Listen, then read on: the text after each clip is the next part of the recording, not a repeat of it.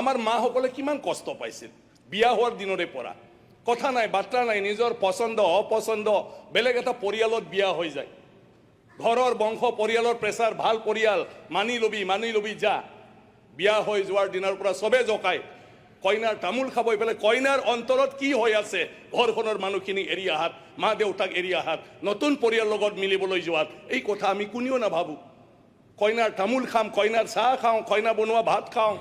কইনাজনী দেখোন একদম এক্সপ্ৰেছ গাড়ী কইনা দেখোন তেনেকুৱা কিন্তু সেইদিনা আমি কেতিয়াবা কোনোবা ভাবেনে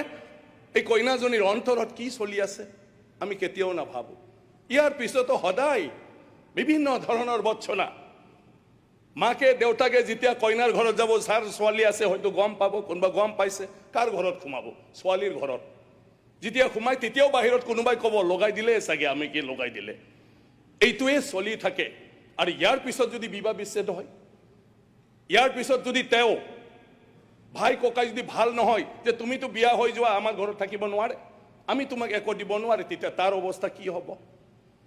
যিজন আমাৰ মৰমৰ ছোৱালী আমাতকৈ বেছিকৈ খুৱে আমাৰ পিছত উঠে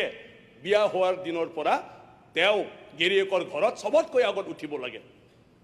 একো নাজানিলেও কাঁহী বাতি ধুব লাগে চাহ বনাব লাগে আনক আগত দিব লাগে নিজে খোৱাৰ আগত এই মানুহখিনিৰ যন্ত্ৰণাৰ কথা আমি কেতিয়াও নাভাবো তাৰ কাৰণে মুখ্যমন্ত্ৰী ডাঙৰীয়াক মই ধন্যবাদ দিওঁ যে তেখেতে আজি নিযুত মইনা আঁচনিৰ জৰিয়তে প্ৰত্যেকজন ছোৱালীয়ে যাতে মাকৰ নিচিনা হ'ব নালাগে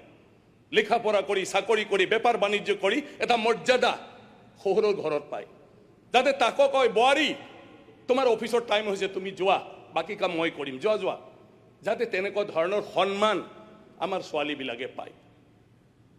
গতিকে সেইবোৰৰ কাৰণে ইউচিচি এটা অত্যন্ত প্ৰয়োজন যাৰ ঘটিছে তেওঁলোকে বুজি পায় যাৰ ঘটা নাই তেওঁলোকে বুজি নাপায় আৰু এই মই যিখিনি কথা কৈছো সেই দৃষ্টিৰে যদি আমি চাওঁ তাতকৈও বেছি কঠোৰ আইন আমাক লাগে